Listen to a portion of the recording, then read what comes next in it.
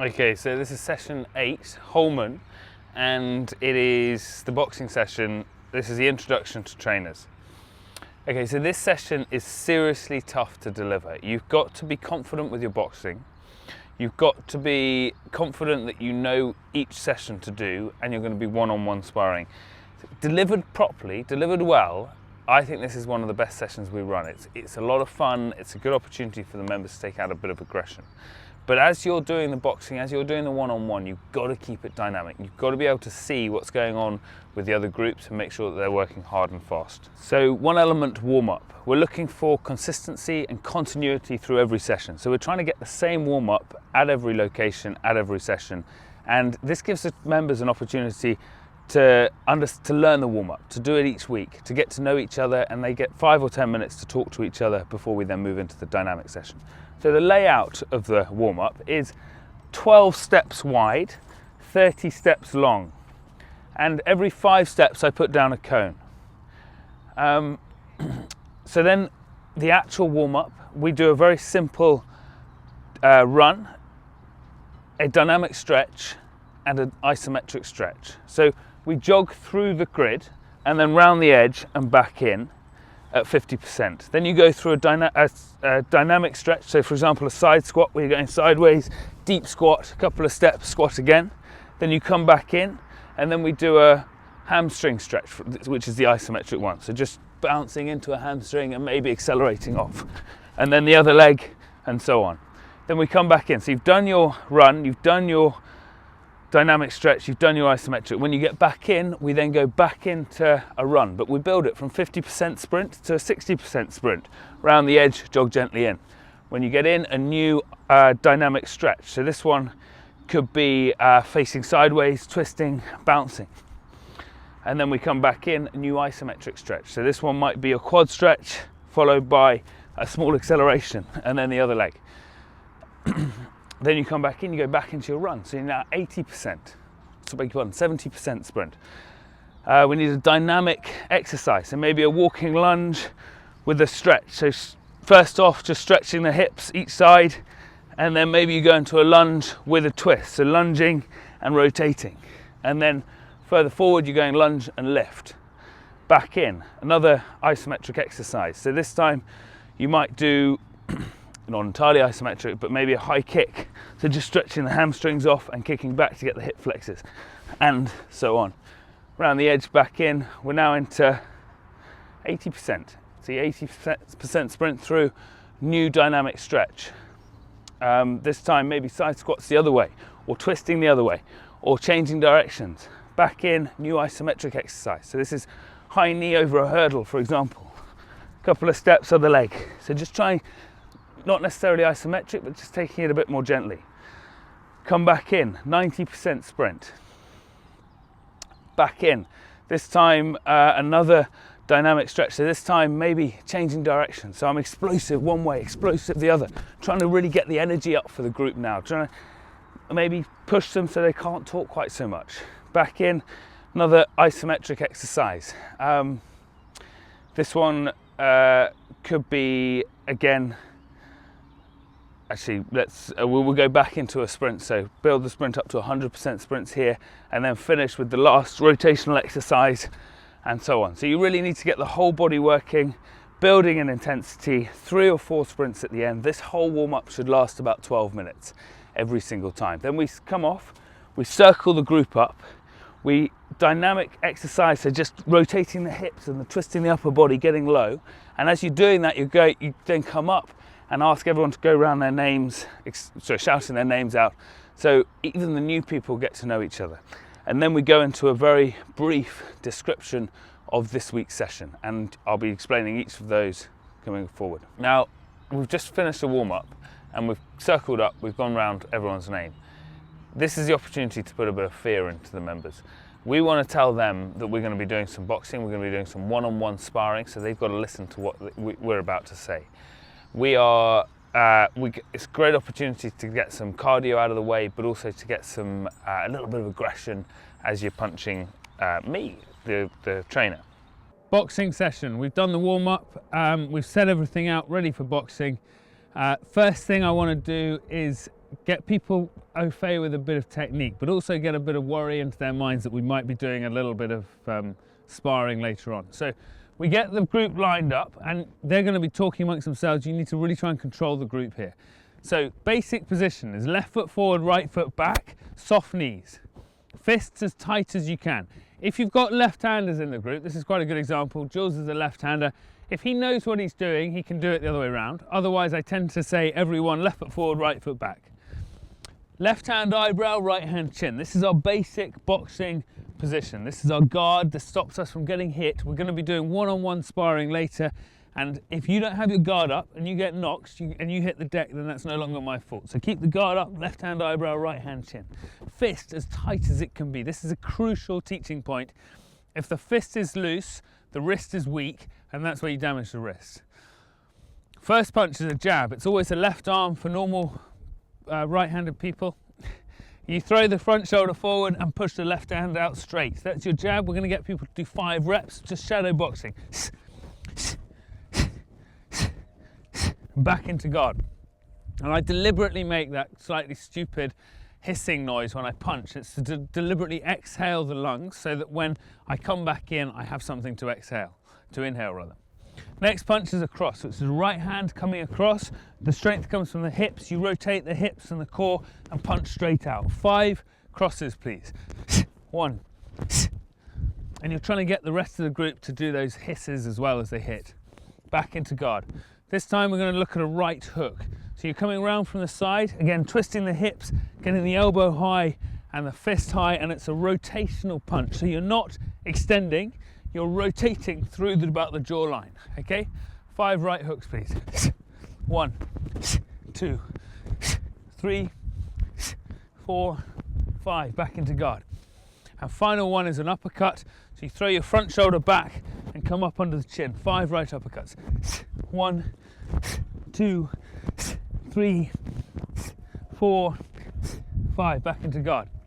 Now we're in guard. We're just going to run through a sequence of exercises or a sequence of punches to get people used to that. So we're going to go jab, cross, duck, and then right uppercut, back into guard. Jab, cross, duck, right uppercut. 5 reps, and that'll complete our warm-up. We ready? Go. Duck, 1. Duck, 2. Duck, 3. Duck, 4. Duck, 5, and rest. Well, brilliant. We move into the circuit set. So this is the intermediate section of the boxing setup. What I'm asking these guys to do here is 10 exercises, and I'll give them a new exercise every time. So 10 reps of, we'll say press-ups to start with. They sprint out to the end of the warm-up grid where I'm standing either with focus mitts on, my hands out, or with a ruck pad, whatever you want to use, or just your hands as they are. They punch shadow box 10 times into the air, or if I can find one, someone punches me, back in, new exercise. 8 different exercises. It's a good one just to get the body warm, get the punches working. So we'll just do a quick demonstration. We'll start with press ups, please. 10 reps and sprinting out. Go! Fast as you can. Let's go. First person who pops up, I generally try and get in front of them. So I'll call it Julesy here. He gets out, punches 10 times. 1, 2, 3. And you see the other 2 are just doing shadow boxing, and then they sprint in. This time I'll shout sit-ups, so the whole group will do sit-ups for 10 reps, pop up, sprint out, 10 more punches. Very simple to run with really big groups. Good session. So boxing circuit. We've done the warm-up, we've done a bit of demonstration of how to do the punches, and then we're going to go into the circuit. So split the group into groups of 2, 3, or 4, and we're going to have 6 different cones, and it's a very simple way to remember it. You go cardio, core, lactic, cardio, core, lactic, and then the 7th set is going to be you doing one-on-one sparring within the 7th circuit. So first cardio set is going to be a shuttle run. So can I get 2 guys out here for the shuttle run? This is the basic 1-element shuttle run. We've done this in other sets. But basically, George is going to go first cone back in and rest. Off you go, George. As soon as he's back, Jules is going to go first cone back in and rest. George is motivating him. Now he goes 2 and 1. Come on, George. That's it, that's it. Good positive motivation. Back in hard, George. You're jogging, mate. And 1, that's good. Now Jules does 2 and 1. And so on. They keep doing that. As far as I'm concerned, I'm just interested in them getting lots of cardio work. Okay, that'll do, Julesy. Back in. So we were saying cardio, core, strength. Core is in here. We're going to give people 2 or 3 core exercises. You can choose what you want, but for the sake of this one, I'm just going to say sit-ups, Russian twist, abdo bikes. 10, 10, 10. Keep going around in that circuits. I think you guys know what that means. 10 sit-ups, 10 abdo bikes, 10 Russian twists. Keep going around. Next exercise is your lactic set. So Danny, we'll just demonstrate this very quickly. Danny's going to push me to the first cone. You can't see. Back in. He's then going to push me to the second cone. Back in. Push me to the third cone. Back in. Then we swap it over. 1, 2, 3. Swap it over. Ready, ready, go. Drives, first cone. That'll do there, mate. Back in hard. Back in. So he's done 1 strength set. Now he does second one. Good, Danny. Great effort. And then he does back in, and he would do the third cone as well. So lactic set. We come back into cardio set here.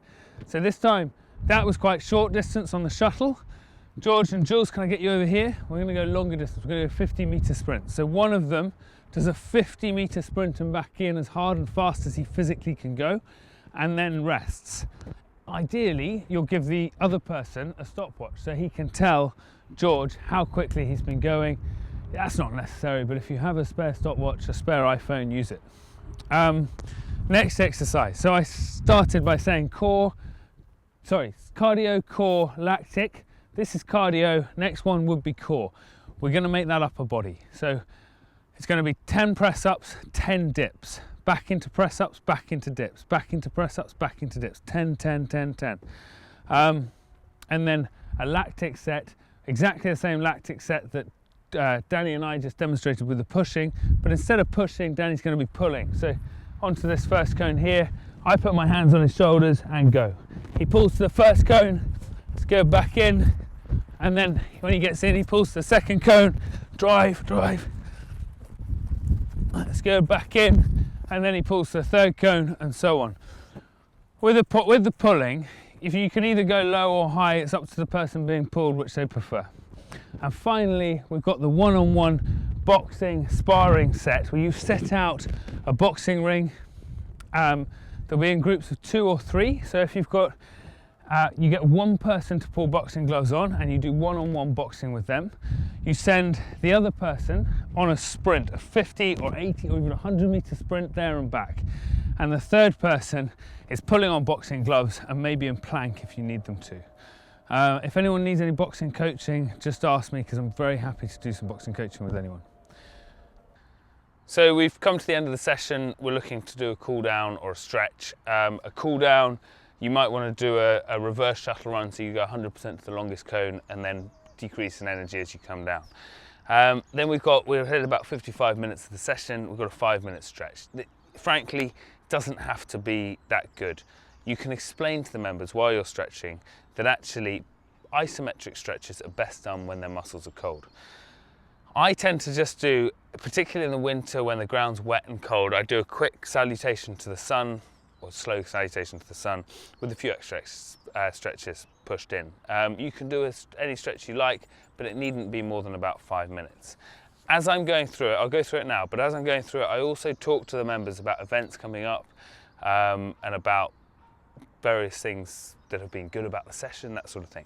So I tend to ask them to legs wide, roll forward, forehead touches the grass. Obviously you can't get anywhere near the grass, especially if you're as inflexible as I am. Then hands hit the ground, feet go back, hips go high, chin goes low.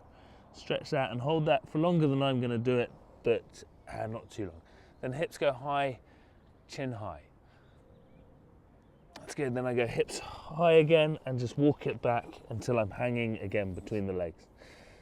And I look to go wide and stretching the adductor out. And if you can push them low on that one, even better. If they're struggling with this, on one knee, leg out to the side. Then I come into the middle and the other side. All the time I'm talking to them about events coming up. what's going on at training, who's done particularly well during the session. And maybe I'll do a glute stretch as well, so bring the knee across to one hand and just drop into a glute stretch. Then the other leg, and so on. After I've done both of those, I might look into an adductor stretch, so into a one kneeling side, push the hip forward, kneeling side, hand high, and rotate away from that back leg. And again, holding for 30 seconds or so. While I'm in this position, I might go into a hamstring stretch. So that's pretty much it. Maybe finishing with a quad stretch.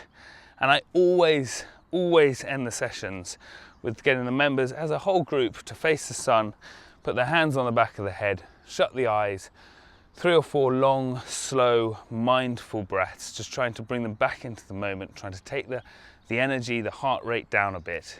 And then we stop, if we can get them to clap, and then head home. So hopefully it's feeling really positive at the end of the session.